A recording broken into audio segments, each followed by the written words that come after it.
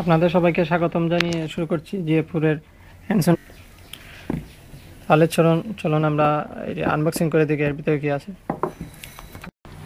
এটি আমি আগে থেকে আনবক্স করে রেখেছি। এই হলো ডিভাইসটি। এটির সঙ্গে আপনারা একটি এক্সট্রা স্ক্রিন প্রোটেক্টর পাবেন, আর একটি স্ক্রিন প্রোটেক্টর এর মধ্যে লাগানোই আছে। এর মধ্যে প্রথমে একটি স্ক্রিন প্রোটেক্টর লাগানো থাকবে, তারপর বক্সের ভিতরে যা ছিল আমি আনবক্স করে রেখেছি। আপনারা একটি ওয়ারেন্টি কার্ড পাবেন এটার ভিতরে, তারপর একটি চার্জার অ্যাডাপ্টার পাবেন, একটি ডাটা কেবল আছে। ডাটা কেবল এবং চার্জার অ্যাডাপ্টারটি আমার কাছে ভালো লেগেছে। আর একটি হেডফোন পাবেন। হেডফোনটা খুব একটা ভালো নয়, এটা সাউন্ড কোয়ালিটি খুব একটা ভালো নয়। এটার ব্যাক পার্টের ভিতরে অংশটা দেখাচ্ছি। এটাতে আপনার দুটি সিম স্লট আছে, তার মধ্যে একটি হলো নর্মাল এবং একটি মাইক্রো, আর তার পাশে একটি মাইক্রো এসডি কার্ড স্লট রয়েছে। প্রথম সিম স্লটটা নর্মাল সিম এবং তারপরটা হলো মাইক্রো, এবং আপনার দুটি সিম স্লটে 3G ইউজ করতে পারবেন। এটা দুটি সিম স্লটই 3G সাপোর্টেড, আর 32 GB পর্যন্ত মেমোরি এক্সপ্যান্ড করতে পারবেন। চলুন দেখি এই ডিভাইসটির বিল্ড কোয়ালিটি এবং ডিজাইন।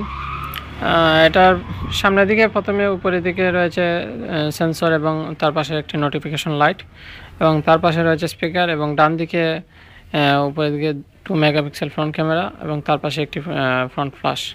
আর নিচের দিকে 3টি টাচ ক্যাপাসিটিভ বাটন রয়েছে, ওইগুলোতে লাইট জ্বলে না, লাইট আপ হয় না।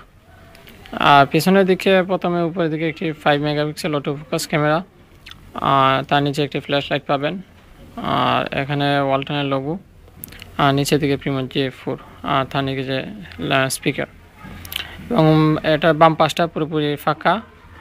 আর ডান দিকে আপনারা ভলিউম রকার এবং পাওয়ার বাটন পাবেন। আর এটা উপরের দিকে রয়েছে 3.5 mm অডিও জ্যাক এবং তার পাশে একটি চার্জিং পোর্ট, আর নিচের দিকে একটি মাইক্রোফোন। তাহলে চলুন এটার ইন্টারফেসটা দেখে নেই। এটা যেহেতু অ্যান্ড্রয়েড 5.1 ললিপপ, আপনারা দেখতে পাচ্ছেন, লক স্ক্রিন দেখে বুঝতে পারছেন আশা করি।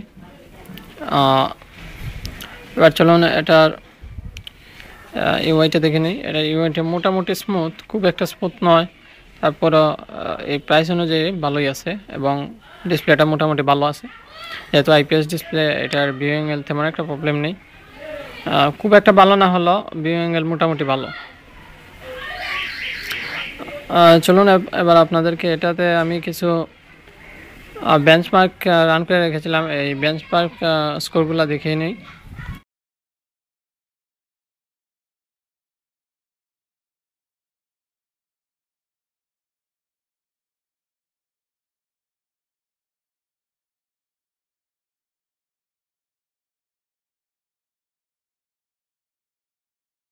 এটার কয়েকটি ক্যামেরা দিয়ে তোলা কয়েকটা ফটো এখন আপনাদেরকে দেখাবো। এটার ক্যামেরা কিন্তু এই প্রাইস রেঞ্জে আমি বলবো যথেষ্ট ভালো মানের ক্যামেরা দেওয়া হয়েছে। এই যে দেখুন, এটার পিকচার কোয়ালিটি মোটামুটি ভালো।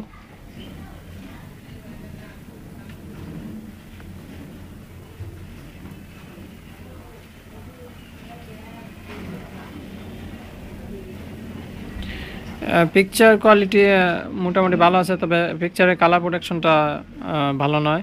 এটা কালারটা ঠিকমতো আসে না, একটু সাদা সাদা হয়ে যায়। তবে জুম করলে পিকচার কিন্তু আবার ফাটে না।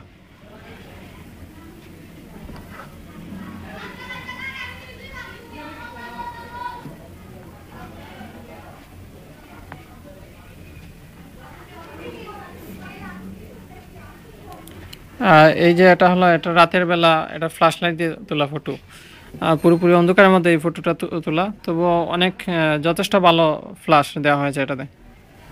এটা দেখেন, পুরোপুরি অন্ধকারের মধ্যে এই ফটো তোলা হয়েছে, তারপরও সব কিছু ডিটেলস মোটামুটি দেখা যাচ্ছে। ফ্ল্যাশ লাইট আমি বলবো খুবই ভালো দেওয়া হয়েছে এই প্রাইস রেঞ্জের মধ্যে। এবারে আপনাদেরকে ভিডিও প্লেব্যাক পারফরম্যান্সটা দেখাবো। Hey, what is up guys, I'm KBHD here. Alright, we have some pretty great smartphones already, like the Moto X style and the OnePlus 2 that are under $400 off contract. then the market for even less expensive smartphones under $300 has heated up a lot in the past couple months. Alcatel One Touch price low. So to get it out of the way,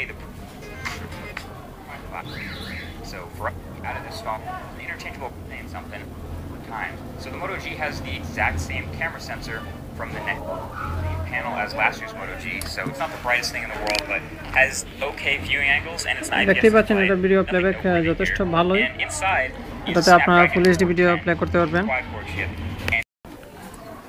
এই ছিল আজকের মতো আপনাদের জন্য প্রিমো যে পুরো hands-on review. যদি রিভিউটা আপনাদের কাছে ভালো লাগে আপনারা অবশ্যই এটা লাইক দিবেন এবং শেয়ার করতে পারেন, শেয়ার করে ওনাদেরকে দেখার সুযোগ করে দিবেন। আর আমার রিভিউটা খুব একটা ভালো হয়নি যেহেতু আমি প্রফেশনাল রিভিউ না। আমি হ্যান্ডসেটটি গতকালকে কিনেছি, আপনাদের জন্য এই রিভিউটা বানিয়েছি। অনেকেই হয়তো কিনতে যাচ্ছেন, অনেকেই যেহেতু এটা রিভিউ এখনও বের হয়নি তাই আপনাদের কথা চিন্তা করে রিভিউটা বানাইছি। আর আমার মতে ৬,১৯০ টাকার মধ্যে এই হ্যান্ডসেটটি আসলেই এখনকার বাজারে খুবই ভালো একটি হ্যান্ডসেট, আপনারা কিনতে পারেন। আর এটার ভালো দিকগুলোর মধ্যে আমি বলবো এটার ক্যামেরাটা আমার কাছে ভালো লাগছে। দুটি ক্যামেরা, ফ্রন্ট ক্যামেরা যথেষ্ট ভালো, আর ব্যাক ক্যামেরা ফ্ল্যাশ লাইটটাও ভালো দেওয়া হয়েছে। আর এটার দুর্বল দিকগুলোর মধ্যে হলো এটা স্পিকারটা খুব একটা লাউড নয়, তাছাড়া এটার ফোনে কথা বলার সময় খুব একটা ভালো সাউন্ড আসে না।